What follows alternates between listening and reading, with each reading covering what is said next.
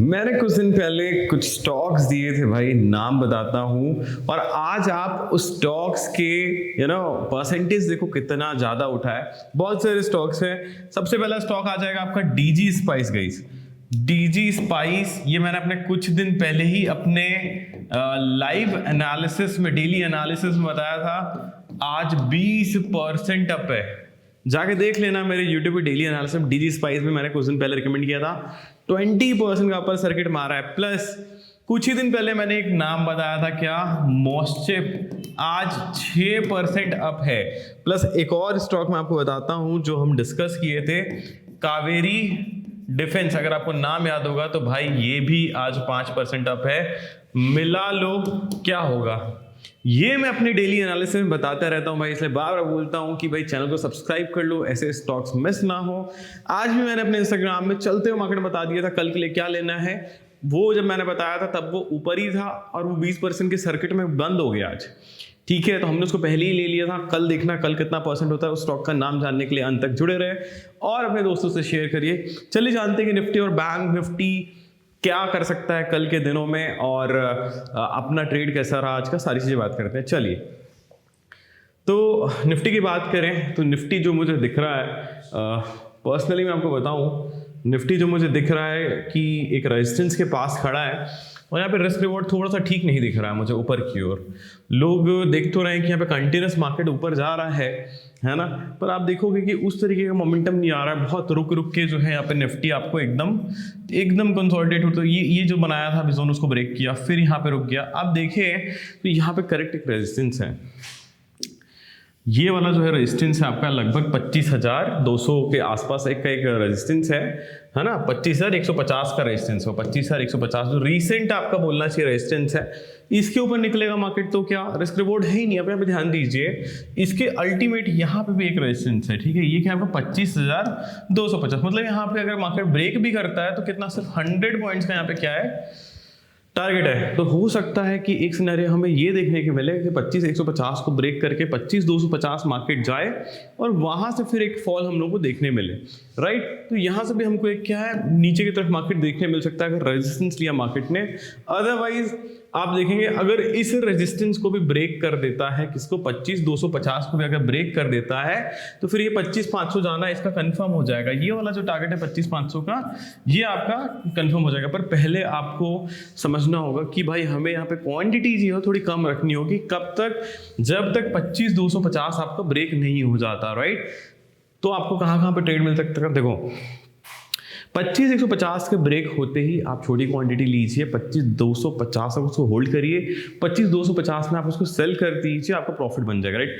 25,250 अगर ब्रेक होता है तो आप अच्छी क्वांटिटी लीजिए। 250 पॉइंट का टारगेट है, 500 तक हमें मार्केट जाने का दिख रहा है। तो आप यहाँ पे जो है 250 पॉइंट का टारगेट जो है आप बिल्कुल ले सकते हैं। 25,500 25,600 के आसपास का जो है फिर नेक्स्ट रेजिस्टेंस है।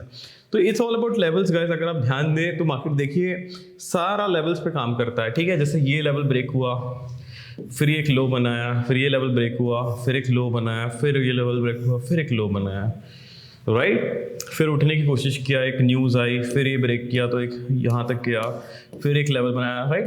तो market is all about levels guys. Market बार बार गिरता है, उठता है, फिर एक लेवल को रिस्पेक्ट करता है।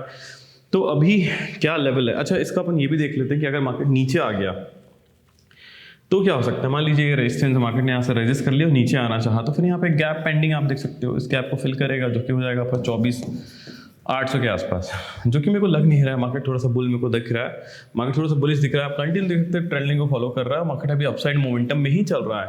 अभी हम ये नहीं कह सकते कि मार्केट अभी शॉर्ट टर्म अप ट्रेंड है। तो कल अगर 25,150 को ब्रेक करता है, कल एक्सपायरी हो सकता है, एक बड़ा मोमेंटम देखने मिले। शायद हो सकता है कि डायरेक्ट यहाँ पे बहुत बड़ा मूव देखने मिले हमें, राइट। तो चलिए आगे बात करते हैं बैंक निफ्टी के साथ हम क्या कर सकते हैं। बैंक निफ्टी में कल का क्या रहेगा, पर उससे पहले स्टॉक का नाम जो मैंने आज लिया है, उस स्टॉक का नाम है गाइज नागरिका एक्सपोर्ट्स। ये मैंने अपने इंस्टाग्राम में भी अपडेट कर दिया है। आप इंस्टाग्राम में भी मुझे फॉलो करिए, उसमें मैं डालता रहता हूँ। मैंने मार्केट चलते हुए बता दिया था कि आप नागरिका एक्सपोर्ट ले लीजिए। मैंने खुद लिया था इसको, बहुत ही छोटी क्वांटिटी का इसमें आप लोगों को सिर्फ दिखाने के लिए लेता हूँ कि हाँ भाई जो मैंने बोला है वो खुद भी मैं करता हूँ।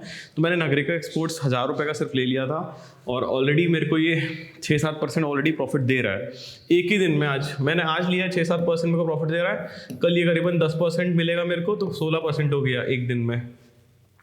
तो ऐसे होते हैं स्टॉक एनालिसिस, राइट। तो पहला स्टॉक हो गया हमारा नागरिका एक्सपोर्ट्स। करना क्या है, कल अगर ये मार्केट खुलता है मान लो 5 से 7% के ऊपर गैप अप खुलता है, आपको देखना है कि वो सस्टेन कर रहा है कि नहीं वो गैप। अगर गैप सस्टेन कर रहा है तो ईएमए के साथ चलते जाना है, बाई करना है ब्रेकआउट में, और जहां तक वो ऊपर रहता है ईएमए के ऊपर रहता है 9 ईएमए के, तब तक आपको पोजिशन में बना रहना है। चलिए, तो हमारा जो नेक्स्ट एनालिसिस होगा वो होगा बैंक निफ्टी के ऊपर। Let's go for it. देखते हैं बैंक निफ्टी में क्या हो रहा है। गाइस ध्यान दीजिए, हमने यहाँ पे 54,000 की बात की थी पहले, और आज कहीं ना कहीं मार्केट चलते चलते कहाँ आ गया, 54 87 के आसपास की क्लोजिंग हुई है। चलिए समझते हैं आगे क्या करना है। तो अभी यहाँ पे देखो, ये एक ब्रेकआउट था, आज यहाँ पे एक ब्रेकआउट देने की कोशिश किया बैंक निफ्टी। अब नाउ नेक्स्ट रेजिस्टेंस कहाँ पे है, तो आप देख सकते हो कुछ इस टाइप का है, ठीक है। तो यहाँ पे बैंक निफ्टी के पास दिख रहा है कि भाई हम ये वाला लेवल निकाल दें, जो कि क्या हो जाएगा आपका 55 to 70 के आसपास। अगर बैंक निफ्टी अभी यहां से ब्रेक करता है कि इसको 54,950 को ब्रेक करता है अगर कल के सेशन में, तो आपको 55-50 तक का आपको टारगेट देखने मिल सकता है। ऑलमोस्ट 300 पॉइंट्स का यहाँ पे टारगेट है। बैंक निफ्टी ज़्यादा अच्छा दिख रहा है मेरे पास कंपेयर टू निफ्टी। हाँ, तो अगर यहाँ पे 54,950 कल बैंक निफ्टी ब्रेक करता है तो आप जो है 55-50 तक का टारगेट कर सकते हैं। आपको यहाँ पे एक रेजिस्टेंस देखने मिल सकता है। तो कल बैंक निफ्टी और निफ्टी दोनों के पास एक रेजिस्टेंस, अगर उसको रेस्पेक्ट कर दिए तो नीचे आता हुआ दिखेगा मार्केट। अदरवाइज कल एक्सपायरी अगर 55-250 को काट देता है बैंक निफ्टी या फिर इसके ऊपर क्लोज होता है कल के सेशन में, तो फिर हमारा नेक्स्ट टारगेट जो हो जाएगा वो हो जाएगा 56,000 का। फ्री वाला टारगेट खुल जाएगा, 56,000 हम लोग को मार्केट आते हुए दिखेगा, पर एक बार में तो जाएगा नहीं।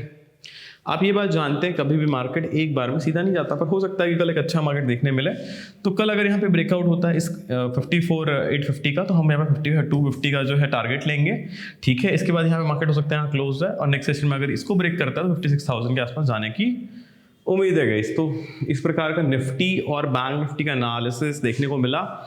निफ्टी ज़्यादा मेरे को क्लियर लग रहा है, बैंक निफ्टी देख सकते हो क्लियर कट, यहाँ पे हमें रेजिस्टेंस भी पता नहीं चल रहा, डायरेक्ट क्या दिख रहा है 56,000, जो कि डायरेक्टली पकड़ना मुश्किल होगा, राइट। तो कल देखते हैं कल क्या होने वाला है। कल का एक्सपायरी है निफ्टी का, ट्यूसडे हो चुका है, तो कल निफ्टी का एक्सपायरी कैसे रहने वाला है, बहुत मजा आएगा।